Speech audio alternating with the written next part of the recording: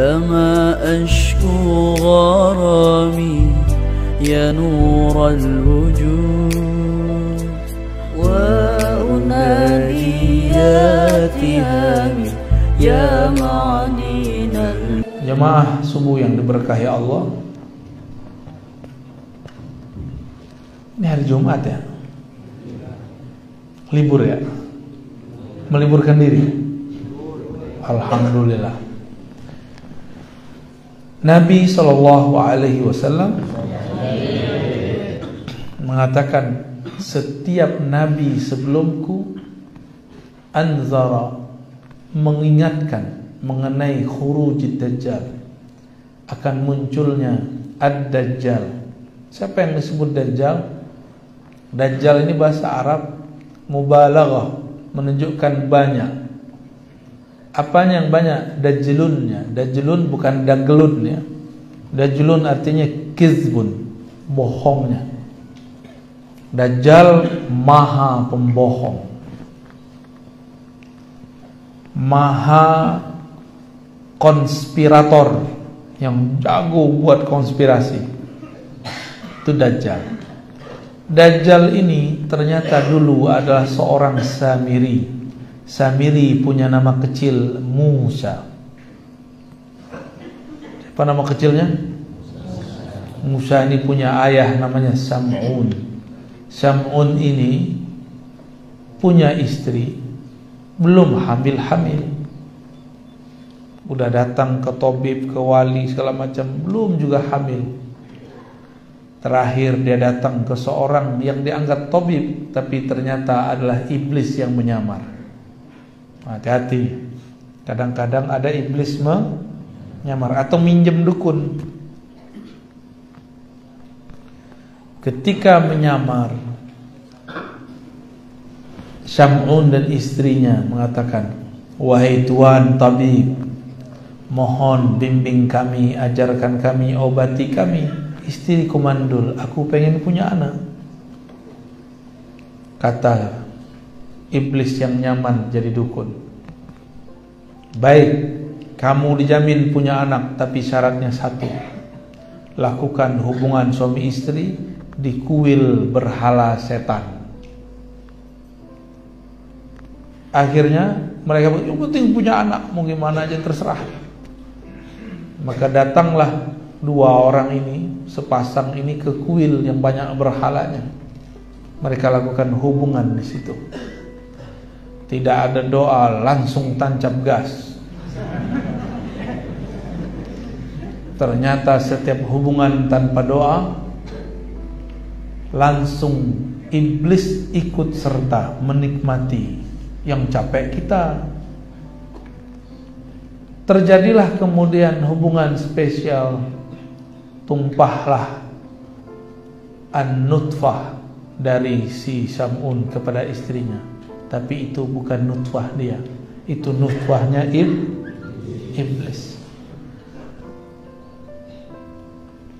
Walhasil si istri hamil. Lahirlah pendek kata anak namanya Musa. Musa itu nama belakangan, tadinya gak ada namanya. Tiba-tiba kampung Samara banjir. Ayahnya tidak tahu hanyut kemana. Ibunya juga hilang. Tiba-tiba Allah kirim Sayyidina Jibril. Hai Jibril, itu ada anak kecil, kamu selamatkan. Anak kecilnya aneh, kamu selamatkan. Itu anak kecil matanya belean. Tahu belean? Apa kata orang Madura? Bileun. Bileun. Sahih kan? Bileun. Biar nanti kalau ditanya, kamu bisa bahasa Madura? Bisa. Bileun. Langsung digampar sama ngomong. Dan ini anak sepertinya aneh, kakinya tidak berkembang. Maka diambil oleh Sayyidina Jibril, diajarkan zikir dan dizikirkan supaya sembuh. Seharusnya ini anak tidak selamat, tapi diselamatkan. Berarti Allah juga yang ingin menyelamatkan tuh. Seharusnya kakinya tidak bisa berdiri, tapi dizikirkan Sayyidina Jibril sembuh. Tapi sembuhnya setelah 10 tahun. Di umur 10 tahun matanya buka satu, bagian kiri, yang kanannya masih bileun. Sahih? Oh, sahih. Jadi orang Madura ya. Lalu diajarkan Al-Ismul A'zam, nama-nama Allah yang agung. Ternyata si Samiri ini diajak ke suatu pulau. Di pulau itu dia dididik oleh Sayyidina Jibril menundukkan binatang-binatang, mengendalikan pohon-pohon, dan menguasai gerak air dan udara. Mirip Avatar ya? Mirip, tapi bukan Avatar. Dia nggak bisa juga. Akhirnya diajarkan lagi zikir. Ketemu ular, ularnya yang dia patok, bukan ular yang matok dia. Ketemu apa aja, semuanya habis, cukup dia zikirkan, hancur. Dan dia bisa berbicara dengan binatang. Itu ilmu Sayyidina Jibril alaihissalam. Lalu Sayyidina Jibril dipanggil Allah, Mas Bril, balik. Baliklah Sayyidina Jibril. Ditinggallah Dajjal, yang nama kecilnya siapa? Musa bin Sam'un As-Samiri, karena dia dari kampung Samara. Bukan Samara bahasa Indonesia. Samara siapa? Sakinah, mawaddah wa rahmah. Itu mah asik. Banjir cinta. Kalau ini banjir air. Di saat yang sama di Mesir lahir seorang anak yang juga dihanyutkan di air, maka bernama dia Musa juga. Musa berarti anak air. Bahasa Maduranya Pak anak air, ada istilahnya? Yang satu kata gitu nggak ada ya? Nggak ada. Sama berarti dengan bahasa saya. Dan ini juga aneh. Yang mungut Allah setting, yang mungut justru musuhnya Allah, Fir'aun. Kalau tadi yang mungut siapa? Malaikat Jibril. Inilah hebatnya Allah Subhanahu wa ta'ala. Tidak mesti orang yang dididik orang hebat jadi hebat. Tidak mesti orang yang bersama orang soleh jadi soleh. Tidak mesti orang yang hidup di tengah istana, diasuh oleh raja durjana, kemudian menjadi durjana, menjadi fasik, belum tentu. Inilah Sayyidina Musa, Musa bin Imran. Kalau tadi Musa bin Sam'un. Ini hidupnya hampir bersamaan. Hidupnya hampir bersamaan. Setelah besar Nabi Musa, remaja, diajak gelut sama orang Mesir. Orang Mesir tinggi-tinggi. Nabi Musa nggak terlalu tinggi, tapi lumayan. Tapi tangannya sangat kuat. Diajak gelut, nggak perlu pakai mantra inna batsya rabbika lasyadid. Ayat itu belum turun. Tapi Nabi Musa, itu ayat sudah ada di badannya. Setelah menangkis ini dan itu dari musuhnya, dia pukul langsung kena ulu hati musuhnya, mati. Akhirnya Nabi Musa dikejar-kejar orang kampung Mesir. Larilah Nabi Musa. Dan larinya ini kemudian jadi pelajaran besar ketika ketemu Nabi Khidir nanti. Berarti ini orang juga sangat kuat. Ada yang bisa begitu Pak, satu kali tonjok mati. Wah, jangan-jangan Nabi Musa hidup lagi ya. Musa palsu, Musa al-Manduri. Setelah itu Samiri Dari pulau itu dia membajak kapal. Dari kapal terus dia bisa ke daratan. Di daratan dia bergabung dengan umat Nabi Musa. Menjadi pengikut Nabi Musa. Sama-sama Musa tapi beda binnya. Ini bin Sam'un, ini bin Imran. Sebenarnya Samiri itu bukan bin Sam'un. Kalau Musa bin Sam'un, tapi Samiri bin Azazil. Jadi binnya ke siapa? Maka setiap orang itu punya dua nasab. Ada nasab jasad, ada nasab ruh. Ruh yang ada pada Samiri itu anaknya iblis. Iblis itu namanya Azazil. Paham di situ? Ya. Dan itulah anak pertama dan terakhir dari Azazil yang bertubuh fisik manusia tapi berbatinkan pangeran iblis. Ini bukan dongeng loh Pak ya. Cuma ceritanya saya buat seperti dongeng supaya gampang masuknya. Kalau saya sebutkan ayat kan pusing tak? Bil Arabiyah, pakai bahasa Arab biar kelihatan soleh. Sama aja toh. Samiri bergabung ke umat Nabi Musa. Nabi Musa anggaplah sudah dewasa, sudah menjadi nabi dan rasul, dan sudah berdoa, ya Allah angkatlah saudaraku Harun, lisannya lebih fasih. Tiba-tiba Nabiullah Musa dipanggil oleh Allah, hendaklah engkau pergi ke Goa Tur Sina. Diajak sama Allah ngobrol, bukan ngopi Pak ya, ngobrol. Jadi Allah itu asik, nggak seperti yang kita bayangkan. Allah itu tegang gitu ya, Allah itu menakutkan, Allahu Akbar. Nggak begitu. Allah itu santuy. Bismillahirrahmanirrahim, dengan nama Allah yang maha santuy. Jadi Rahman Rahim itu saking santainya Allah menyebut dirinya Rahman, menyebut dirinya Rahim. Giliran kiai kok galak-galak amat. Allah aja nggak galak kok. Galak itu hanya pada saat tertentu. Jadi ustadz, jadi kepala rumah tangga kok galak-galak amat. Jangan terlalu galak, jangan terlalu keras. Allah itu menyebut dirinya Rahman Rahim lebih sering daripada Qahar Jabbar. Ikutlah Samiri di kelompok umat Nabi Musa. Nabi Musa dipanggil. Berapa hari dipanggil? Awalnya 30 yauma, 30 laila, 30 malam. Tapi Nabi Musa dilarang gosok gigi.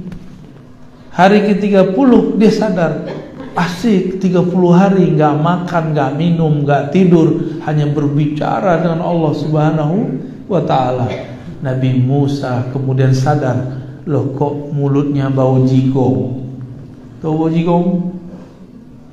Ini mulutnya pada harum apa bau? Harum. Tapi kalau diketin pingsan kita ya. Sayyidina Musa sadar, bau juga nih. Setelah itu beliau ambil akar yang kita sebut sekarang akar siwak, akar pohon arak namanya. Maka beliau bersiwak. Turunlah Sayyidina Jibril menegur, hei Musa, siapa yang nyuruh kamu bersiwak? Allah nyuruh kamu berbicara dengannya. Ya sudah kalau gitu, sempurnakan jadi 40 hari. Begitu disebutkan dalam riwayat yang dinukil oleh Imam As-Surwardi dalam Awariful Ma'arif. Setelah 40 hari Sayyidina Musa pulang ke kampungnya Bani Israel. Dia lihat kok orang gak ada yang sholat. Semuanya pada datang ke suatu tempat di lapangan. Di lapangan itu ternyata ada replika sapi, anak sapi, al-ijil. Dan orang-orang sujud kepada ijil, karena ijil ini kelihatan bisa ngomong. Ternyata Ada Musa kedua di sana yang namanya Samiri. Si Samiri dia bisa ilmu zikir dan dia menggunakan zikirnya untuk memindahkan suara dari kolbunya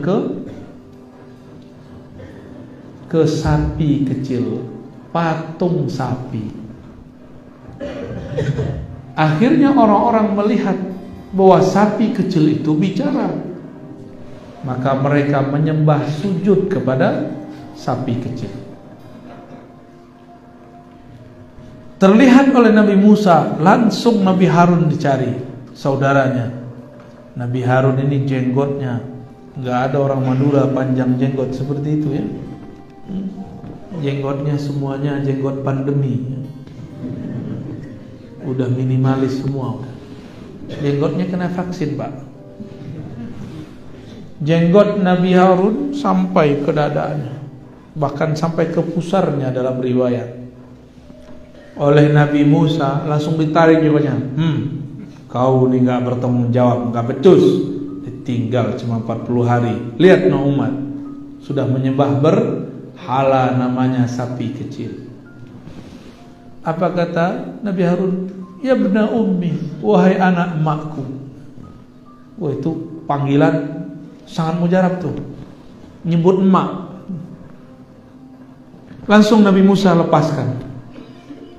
Nabi Harun kemudian mengatakan, aku tidak sanggup untuk membimbing mereka karena ada orang bernama Samiri. Padahal Samiri kalau ngomong gak jelas, matanya belean satu. Orangnya gak tinggi, pendek, tapi kekar, sakti. Sedangkan Sayyidina Harun badannya luar biasa, gagahnya orang ini, berkarisma karena jenggotnya panjang. Beliau tidak sanggup membimbing umat walaupun pintar berpidato. Jadi Nabi Harun ini kalau pidato lebih cakep dari Nabi Musa. Tapi ternyata pidato tidak cukup untuk merubah umat. Setelah itu Nabi Musa datang ke umatnya. Umatnya kemudian pada sadar semua, oh iya ya, kenapa kami menyembah anak sapi kecil? Sebagai tanda tobat mereka, faqtulu anfusakum, maka bunuhlah diri kalian sendiri. Maka mereka bunuh dirinya. Itulah tobatnya Bani Israel yang menyembah berhala, menyembah al-ijl, anak sapi kecil. Habis itu Nabi Musa datang ke provokator. Siapa namanya? Samiri, Musa bin Sam'un as-Samiri. Nabi Harun jenggotnya ditarik. Yang syirik mereka disuruh bunuh diri. Tapi giliran Sam'un, Musa bin Sam'un, Nabi Musa cuma ngomong gini, ma khatbuka ya Samiri, apa yang kau katakan wahai Samiri? Kok jadi lembut? Kok enggak keras? Kok enggak jenggotnya ditarik? Kalau perlu kepalanya dipukul? Enggak. Ternyata Nabi Musa dapat wahyu. Itu bukan musuhmu hai Musa. Itu musuh umat Muhammad di akhir zaman. Nabi Musa aja gak dapat hak untuk mengalahkan Samiri. Bayangkan, Nabi Harun kalah oleh Samiri. Nabi Isa hampir terbunuh oleh Samiri. Nabi Zakaria dibelah badannya waktu masuk ke dalam pohon oleh Samiri. Ashabul Kahfi hampir terbunuh oleh Samiri. Samiri semua itu yang bekerja itu. Nabi Isa itu dikhabarkan, hei Isa, di tanganmu lah nanti Samiri terbunuh. Samiri juga dapat kabar waktu dia masih kecil. Nabi Musa juga masih kecil. Jibril datang ke Samiri. Itu Jibril bawa dan ngasih kabar, hei Samiri, nasibmu nanti berakhir di tangan Isa. Maka si Samiri ini dia pergi setelah dibentak Nabi, bukan dibentak, disapa Nabi Musa, dia kemudian pergi. Tak tahu dia melalang buana kemana. Dia sedang mempersiapkan diri untuk membunuh sosok namanya Isa. Maka dia pelajari siapa saja yang membersamai Nabi Isa. Dapatlah kabar bahwa ada paman dari Maryam namanya Zakaria. Nanti itu udah meninggal Nabi Musa ya, udah masanya udah panjang. Orang inilah yang akan menjaga Sayyidatuna Maryam yang akan melahirkan Sayyidina Isa. Diburulah orang ini tapi bisa selamat. Akhirnya Sayyidina Zakaria dapat menjaga Sayyidatuna Maryam. Sayyidatuna Maryam pun kemudian disebutkan rahasianya, kenapa dialah yang dapat izin membunuh Dajjal. Coba lihat tadi, ayahnya Samiri, Sam'un, bersekutu dengan iblis Azazil, sehingga lahirlah anak. Sebenarnya itu anak Azazil, anak iblis, tapi numpang lewat perut istrinya Sam'un. Dan gak mungkin lawannya kecuali yang setara. Maka Allah utuslah Jibril, bukan untuk menggoda Maryam, tapi untuk meniupkan kun dalam perut Maryam. Apa kata Maryam? Bagaimana mungkin aku hamil? Tidak ada laki-laki satupun yang menyentuhku. Bahkan beliau mengatakan, A'udzu birrahman, aku berlindung kepada Allah yang Rahman, in kunta taqiyya, wahai orang yang jika kamu benar-benar bertakwa. Ini orang mesti nyamar jadi cowok. Jadi cowok paling keren di dunia. Tapi Sayyidatuna Maryam enggak berpaling. Dia tetap dalam zikirnya. Ketika dikabarkan, inilah kehendak Allah kepadamu wahai Maryam, barulah kemudian dia terima. Maka di dalam perut Sayyidatuna Maryam muncullah janin Nabi Isa. Ada ayahnya? Gak ada.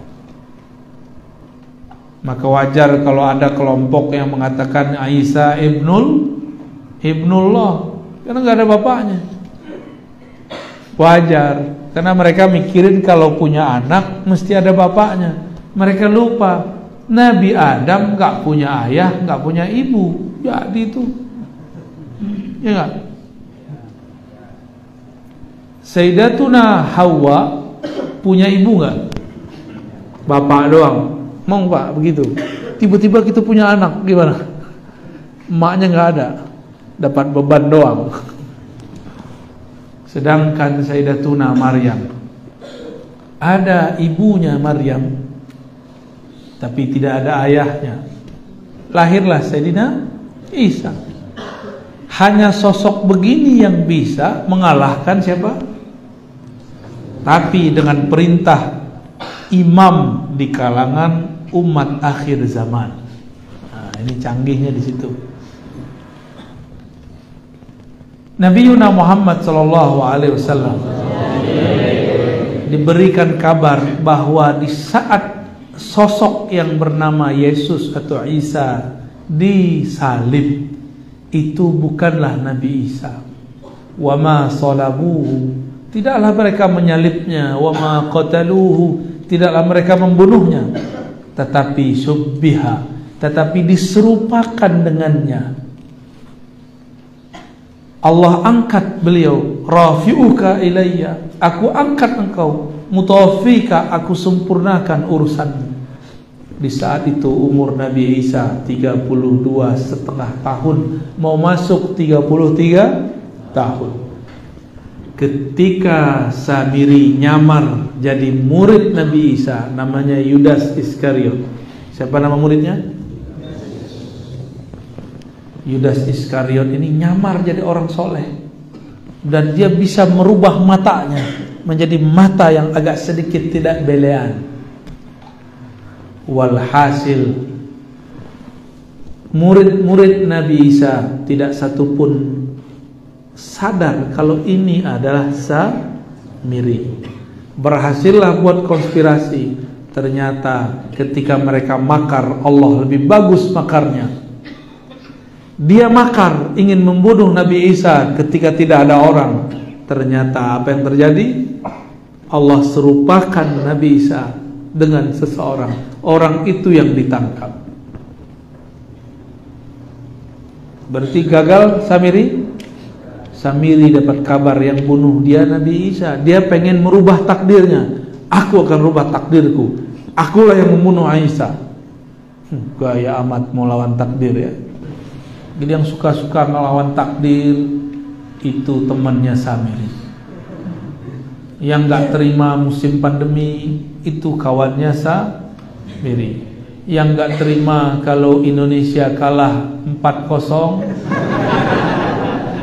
itu belum teman Samiri. Cuma salah agak ke kiri-kirian. Jangan serius amat Pak ya. Sedih juga ya 4-0 ya. Baik. Lalu Samiri ini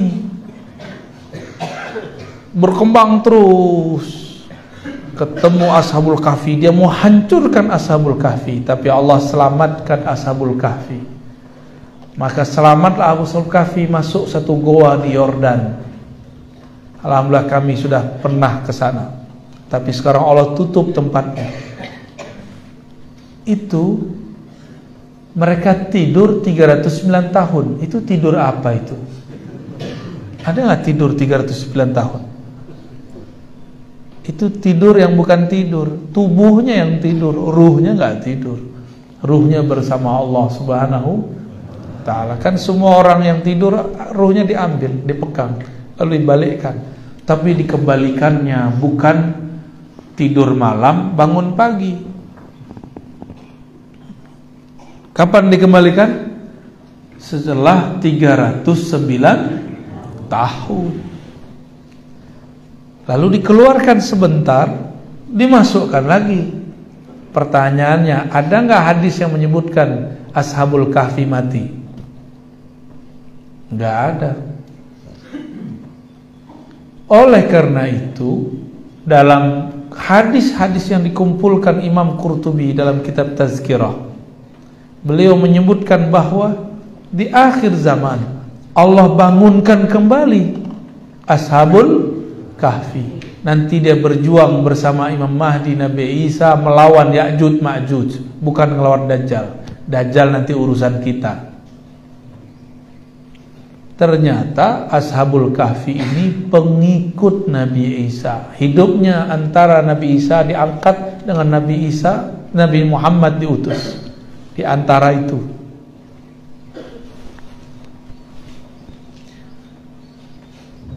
Jadi serius begini ya.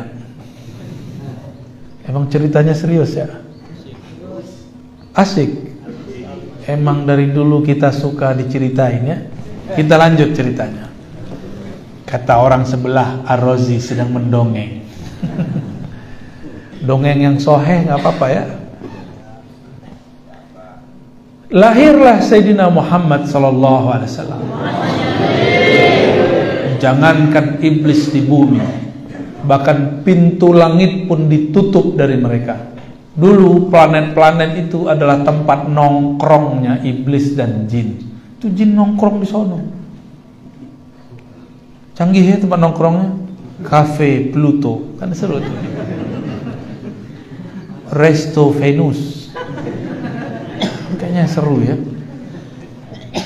Dan yang bisa terbang ke sana itu adalah keturunan-keturunan Azazil atau Banul Jan yang dulu punya zikir-zikir hebat.